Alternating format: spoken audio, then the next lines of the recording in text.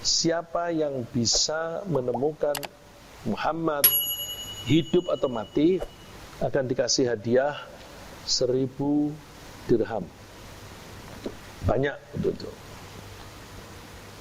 Terus mereka berlomba-lomba mencari.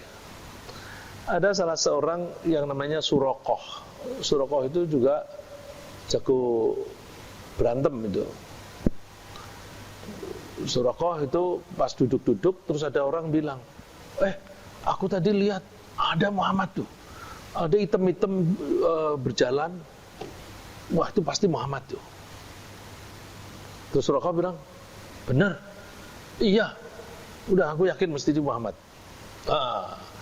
Suraqah langsung menyiapkan kuda, dia kan jago berantem, kudanya disiapkan, terus lewat belakang dia pergi. Keburu dari jauh dia sudah melihat Rasulullah itu nggak noleh sambil baca Quran. Dia dengar rupanya Abu Bakar yang dikit-dikit noleh gitu. Ya biasa kan dia yang penjaganya kan, kalau di sini tuh pas pampres itu kan pas pampres itu kan gini terus gitu. Terus sampai dekat gitu, dia maunya kudanya disuruh berdiri, terus nginjek Nabi Muhammad. Rupanya nggak bisa, tapi kakinya kuda ini amblas sampai ke lutut, nggak bisa bergerak. Terus dia jatuh dan dia minta tolong, Muhammad, tolong dong, tolong, terus jalan lagi. Ada yang cerita ini seperti itu sekali, ada bilang 3 kali. Tapi terus dia bilang, Muhammad, udah deh, aku tidak mengganggu kamu lagi. Kamu minta apa? Kamu minta apa yang bisa saya lakukan? Gini aja deh, usahakan jangan sampai orang-orang tahu bahwa aku dalam perjalanan. Oh ya. Terus dia pulang, asal ada gerombolan gitu, percuma, dia udah nggak ada. Percuma, udah nggak usah dikejar. Jadi dia ngomong begitu, akhirnya nggak ada yang kejar. Nah kalau melihat seperti itu, berarti kan memang Allah mengendalikan supaya Suraqah ini bisa ngejar Nabi Muhammad. Siapa yang ngatur itu? Supaya apa? Supaya nanti dia tidak bisa membunuh, terbukti memang orang ini hebat, terus dia janji melindunginya supaya tidak dikejar lagi. Jadi makanya kalau kita itu ada kejadian apapun pada kita, jangan buru-buru keluh kesah, ya. Karena itu mungkin bagian dari skenario-nya Allah. Jadi ada orang gini nggak usah jengkel, nggak usah kesal. Wah, Suraqah ini orang jahat, nggak usah. Karena memang dia seperti itu, diatur oleh Allah supaya nanti bisa melindungi Nabi Muhammad.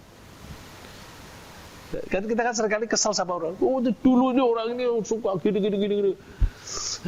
Hasilnya kan bagus gitu. Gitu ya. Dan memang akhirnya Suraqah masuk Islam. Nah, akhirnya belakangan dia masuk Islam. Setelah masuk Islam dia cerita apa yang terjadi. Nah, terus Rasulullah berjalan lagi,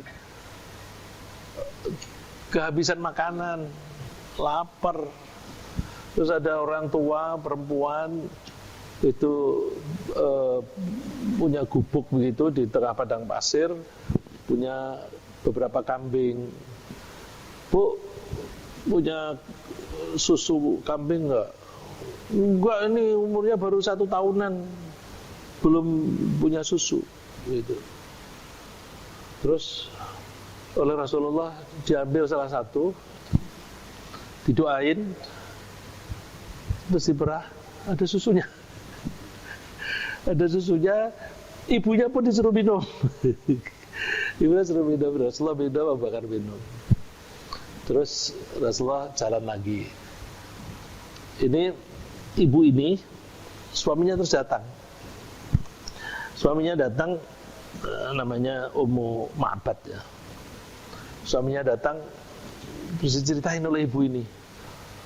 Luar biasa, ada orang tutur katanya indah sekali, lembut sekali, kata-katanya tuh luar biasa. Terus diceritain susu itu tadi, wah, pasti orang luar biasa itu. Tidak lama kemudian orang Quraisy sampai di situ, melihat Muhammad nggak? Jawabannya apa, Bu? Engkau bertanya kepadaku tentang sesuatu yang aku tidak mendengar setahun yang lalu. Bohong nggak itu? Hah? Kamu bertanya sesuatu yang aku tidak mendengar setahun yang lalu. Wallahi, ya, itu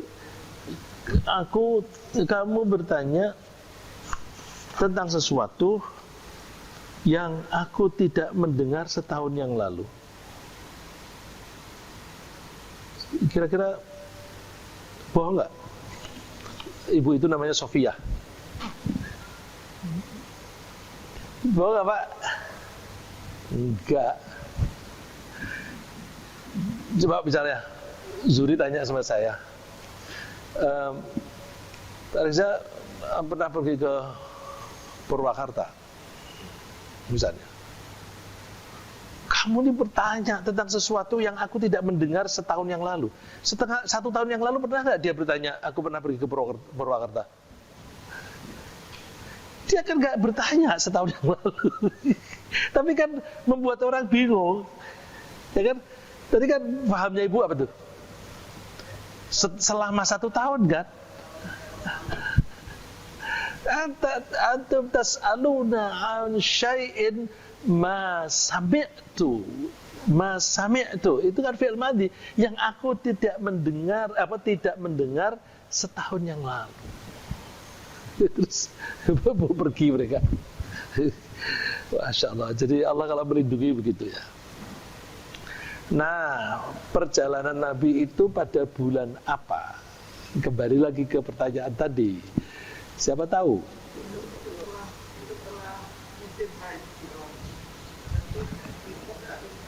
Haji Dzulhijjah. Sudah haji Muharram. Muharram mungkin ya orang-orang Dzulqa'dah sebelumnya, sebelum Dzulhijjah. Tanggal 27 Safar. 27 Safar. Untuk menjawab itu kok saya cerita panjang dulu ya, Bu. 27 Safar. Terus tadi nginep di gua berapa lama? 3 hari 3 malam. Berarti Rasulullah berangkat menuju ke Madinah, meninggalkan Mekah tanggal berapa? 1 Rabiul Awal, ya kan? Tanggal 1 Rabiul Awal baru berangkat dari Makkah menuju ke Madinah. Perjalanan Rasulullah itu sampai di Madinah 8 hari. Jadi ya dari tanggal 8 kan. Nah, Rasulullah begitu sampai di pinggiran kota Madinah, ya waktu itu jauh. Kalau sekarang udah bagian dari Madinah. Namanya Quba. Pernah ke Masjid Quba kan? Nah, itu persinggahan Rasulullah sebelum masuk ke Madinah. Rasulullah istirahat di situ 4 hari.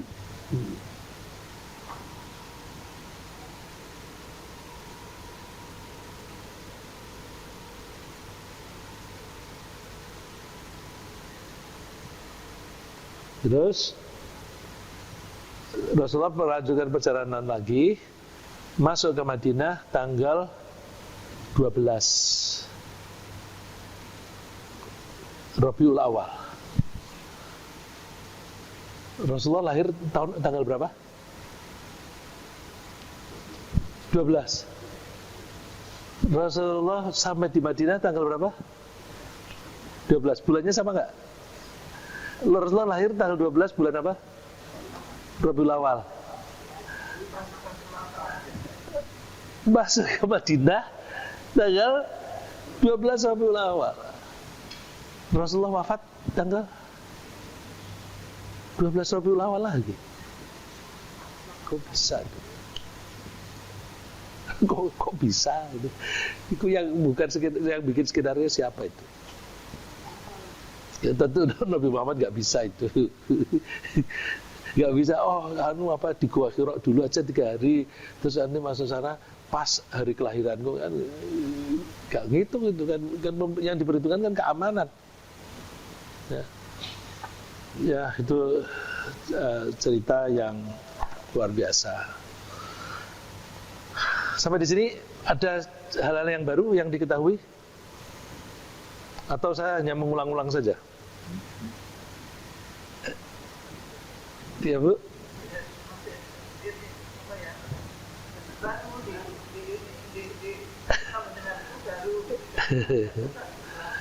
Ya. Jadi apa namanya? Ya paling tidak mengingatkan kembali supaya kita makin kuat rasa cinta kita kepada Allah Subhanahu wa taala. Baik, saya akan melanjutkan pelajaran apa yang bisa diambil dari hijrah ya. Jadi sebelum itu, mohon maaf. Tapi kenapa kok orang memperingatinya kok Muharram ya? Kok Muharram? Kok tidak bulan Rabiul Awal?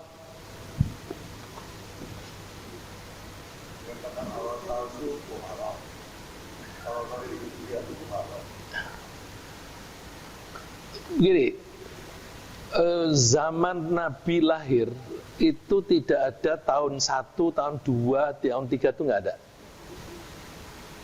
Yang ada tahun Masehi itu sampai 600-an zaman Rasulullah itu kan, Rasulullah hijrah itu tahun 622 Masehi. Tapi di Arab nggak ada tradisi 1-2 bulan, sudah ada 12 bulan ya. Bulan Muharram, Safar dan seterusnya itu sudah ada. Tapi tidak ada tahun ke-1, tahun ke-2 nggak ada. Itulah sebabnya kalau kita ditanya kapan Rasulullah lahir, tahun apa kita bilangnya? Enggak, tahun apa? Tahun gajah. Tahun gajah. Jadi orang-orang itu menghitungnya itu dari kejadian yang besar, yang fenomenal. Karena ada Abraha ngirim gajah dan kemudian pada mati dilempar oleh burung ababil, maka tahun itu disebut tahun gajah. Nah, Rasulullah lahir pada saat itu. Itu kira-kira ada hubungannya dengan Rasulullah enggak? Dengan adanya peristiwa gajah mati karena ada burung ababil yang melempar. Terus kenapa mereka itu dihancurkan begitu? Karena mereka akan menghancurkan Ka'bah. Berarti mereka akan menghancurkan sesuatu yang milik Allah, karena itu Baitullah. Lalu mereka diserbu pakai burung ababil. Berarti Ka'bah ini sakti. Pikiran mereka ya. Yang mengelola Ka'bah siapa? Orang Quraisy. Maka orang Quraisy berarti sakti. Terus dengan adanya kejadian itu, orang-orang tidak berani mengganggu orang Mekah. Dalam bentuk apa? Di Quran disebutkan, zaman itu banyak sekali terjadi perampokan. Orang kalau lapar ngerampok aja di suku tertentu begitu, atau rumah begitu, diserbu, diambilin makanannya. Tapi kalau di Mekah mereka nggak berani. Jadi di Quran disebutkan bahwa saat itu orang-orang pada merampok di sekitar Mekah. Tapi Mekah ini adalah negeri yang aminan, yang aman. Mempersiapkan Nabi Muhammad nggak itu? Jadi Nabi tinggal di daerah yang aman. Terus karena peristiwa itu, orang Quraisy kalau pergi kemanapun tidak akan ada yang membegal, yang merampok. Jadi kalau mereka pergi kan berombongan gitu, karavan, bawa bendera Quraisy. Begitu orang mau merampok, orang Quraisy jangan diganggu. Itulah mereka lalu berdagang. Kalau musim panas mereka ke Syam, kalau musim dingin ke mana? Yaman. Li'ila fi Quraisyin ila fihim rihlatas syita'i was-shaif. Kebiasaan mereka melakukan perjalanan di musim dingin dan di musim panas. Di musim dingin ke Yaman, ke selatan yang lebih panas. Musim panas mereka ke Syam karena di sana subur sekali. Ya. Itu jadi ada kaitannya dengan Rasulullah, tapi Rasulullah belum jadi nabi. Kalau Rasulullah belum jadi nabi itu namanya mukjizat apa bukan? Bukan. Sesuatu yang terjadi luar biasa kepada utusan Allah, tapi sebelum dia menjadi nabi, namanya bukan mukjizat, tetapi apa? Belum tahu juga ya. Ya seperti Nabi Musa, ya dihanyutkan, terus ditemukan oleh keluarga Firaun, tidak dibunuh. Itu kan luar biasa. Apa itu namanya? Irhas. Jadi kejadian yang luar biasa yang berkaitan dengan seorang yang bakal menjadi nabi, itu namanya irhas. Setelah jadi nabi namanya mukjizat. Ya, dulu itu tahun dihitung mulai kejadian besar, seperti tahun gajah. Nah, tahun gajah kan udah lama itu. Rasulullah sendiri kalau ketika waktu hijrah itu tahun keberapa itu? Dari tahun gajah. Tahun berapa, Pak? 13 jadi nabi. Waktu jadi nabi umur berapa? 40. Jadi tahun keberapa itu? 53. Jadi, tapi orang sudah lupa dengan tahun gajah. Waktu itu sudah, apalagi tahun-tahun berikutnya. Nah, jadi mereka tidak punya tradisi tahun keberapa. Ketika kejadian besar itu sudah dilupakan, juga sudah tidak dihitung lagi. Ketika Rasulullah sudah wafat, Rasulullah diganti dalam misi kepemimpinannya oleh Abu Bakar. Abu Bakar memimpin hanya 2 tahun, kemudian meninggal. Setelah meninggal diganti oleh Umar bin Khattab. Nah, Umar bin Khattab ini sempat ekspansi. Kalau Abu Bakar kan terlalu sibuk memerangi orang-orang murtad dan orang-orang yang mengaku nabi palsu. Jadi Abu Bakar ini sibuk sekali ngurusi perang terhadap nabi-nabi palsu dan yang murtad. Murtadnya itu karena mereka terus bikin kelompok untuk berontak. Terus Umar itu udah dalam negeri udah damai, lalu dia mulai ekspansi keluar. Nah, ketika ekspansi keluar, begitu daerah itu sudah dikuasai oleh Umar, dia mengutus seseorang untuk jadi gubernur atau wali kota, pokoknya jadi kepalanya di situ. Terus mengutus orang-orang untuk sana kamu dididik sana baca Quran dan sebagainya. Jadi banyak para sahabat yang pada pergi meninggalkan Madinah untuk memimpin atau menjadi guru. Maka banyak para sahabat yang meninggalnya tidak di Madinah. Meninggalnya ke Sa'ad bin Abi Waqqas. Itu meninggalnya di daerah Syam. Mu'adz bin Jabal, terkenal kan? Dia meninggalnya di daerah Yordan karena corona, karena wabah. Ya wabah, ya, tahu mungkin virus apa, tapi kira-kira waktu itu namanya bukan corona, bahasa Arab.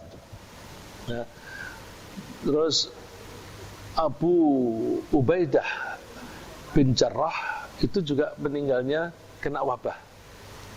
Nah, jadi kita mesti hati-hati, Pak. Ini para sahabat yang hebat-hebat itu, Mu'adz bin Jabal itu Rasulullah memuji beliau sebagai orang yang paling faham agama. Orang yang paling afqah, orang yang paling faham agama adalah Mu'adz bin Jabal. Dan dia salah satu juru tulisnya Rasulullah untuk menulis Al-Quran. Dia meninggalnya masih muda, umurnya masih 40-an apa. Karena ta'un itu, Pak. Terus suatu saat salah satu gubernur yang ditunjuk oleh Umar namanya Abu Musa al-Asy'ari.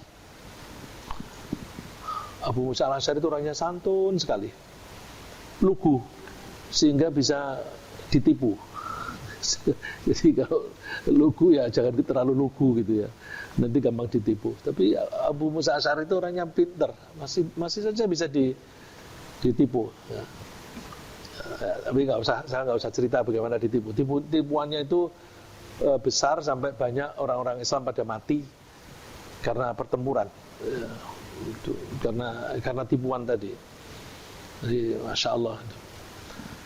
Abu Musa Asy'ari suatu saat kirim surat kepada Umar sebagai khalifah, atau Umar tidak mau disebut khalifah, dia maunya disebut Amirul Mukminin.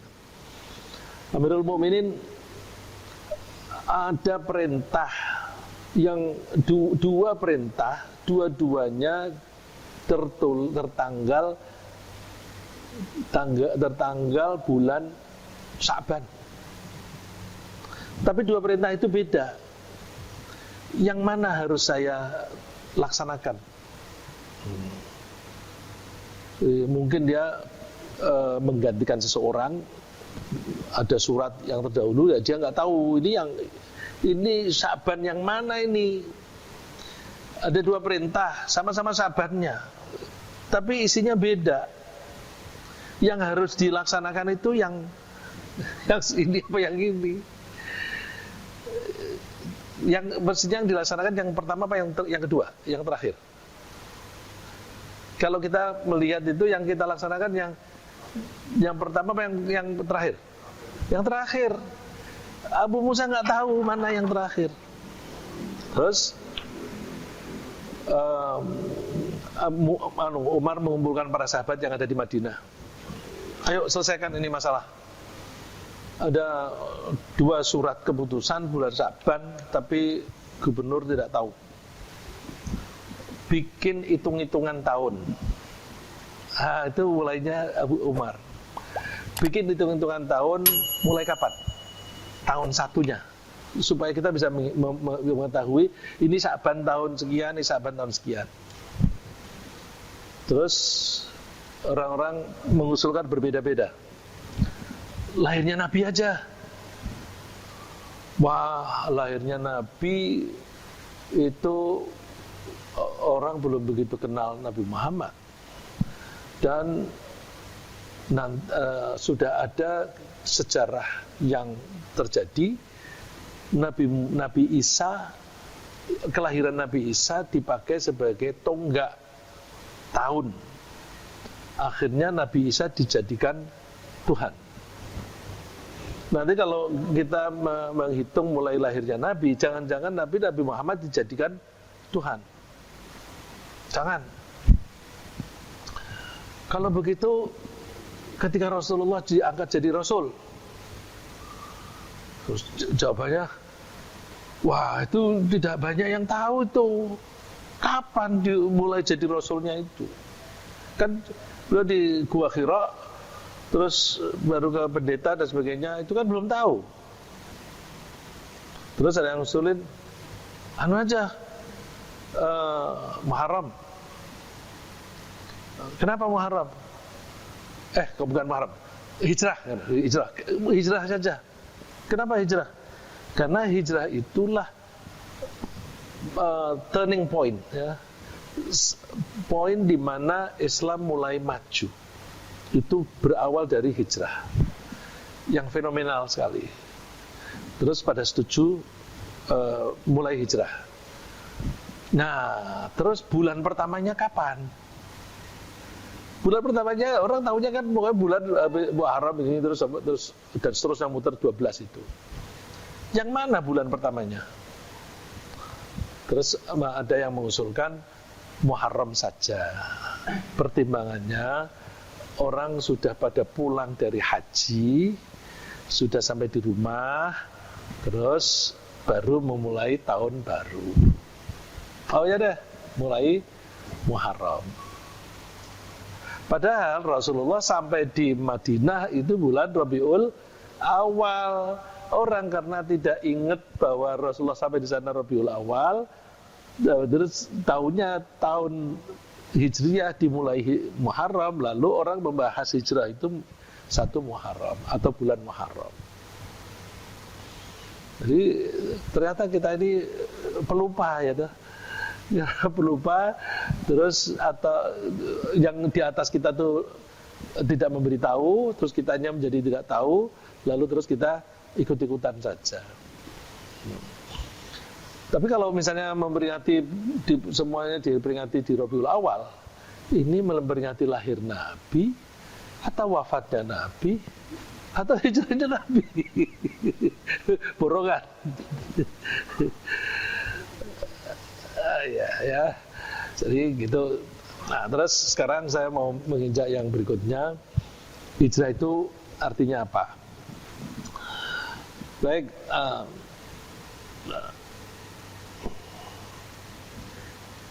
hijrah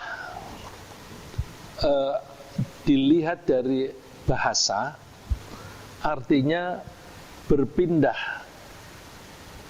secara fisik dari satu kota ke kota lain, atau dari satu daerah ke daerah lain, dari satu negeri ke negeri lain.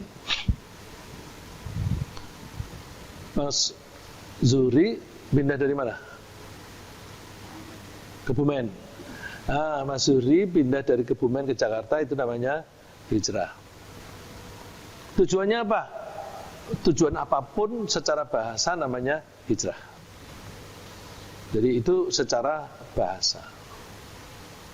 Tapi yang banyak terjadi, orang pindah daerah itu tujuannya apa? Yang paling banyak terjadi? Mencari kehidupan yang lebih baik. Kalau hijrahnya karena mencari kehidupan yang lebih baik secara ekonomi, ada pahalanya nggak? Nggak ada. Jadi Mas Zuhri dulu di Aceh gimana tuh? Ya, kalau sudah kelewat ya sudah. Gitu.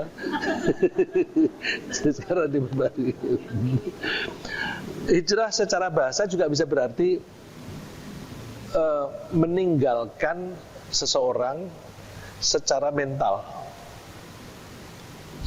atau bisa juga dibarengi dengan secara fisik.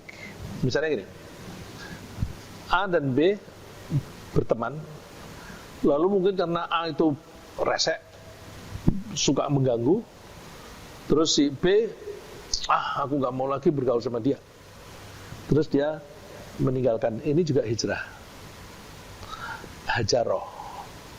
Kalau orang Islam tidak menegur sapa orang begini pada teman yang lain, boleh nggak? Nggak boleh. Tidak boleh lebih dari 3 hari. Ya. Nah, tapi itu namanya juga hajaroh, atau tidak menyapa, meninggalkan seseorang. Tapi secara syariah, hijrah itu meninggalkan tempat di mana orang tidak bisa melaksanakan ibadah dengan aman menuju ke daerah yang dia bisa melaksanakan keimanannya dengan baik tanpa ketakutan. Jadi berpindah atau meninggalkan daerah yang tidak aman untuk melaksanakan ibadah menuju ke tempat yang aman untuk melaksanakan ibadah. Berarti fisik dan spiritual, ya. Jadi tidak hanya fisik tapi ada spiritual. Nah, hijrahnya Rasulullah SAW dan para sahabat itu hijrah yang semacam itu. Karena Makkah itu tidak aman untuk orang-orang melaksanakan keimanannya,